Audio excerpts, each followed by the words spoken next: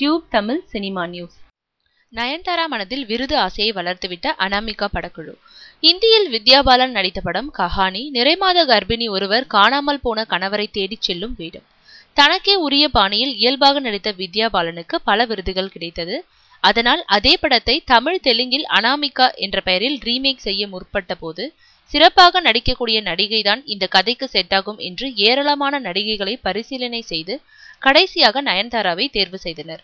தெலுங்கில் ஸ்ரீ ராமராஜ்யம் படத்தில் அவர் கொடுத்திருந்த சிறந்த நடிப்பே இந்த வாய்ப்புக்கு காரணமாக அமைந்தது.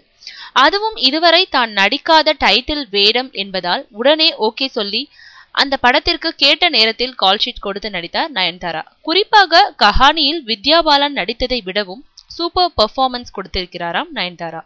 அதை பார்த்த அந்த படக்குழுவினர் நயன்தாராவுக்கு தேசிய விருது கிடைப்பது உறுதி என்று அவரை உசுப்பேத்தி விட்டுள்ளனர்.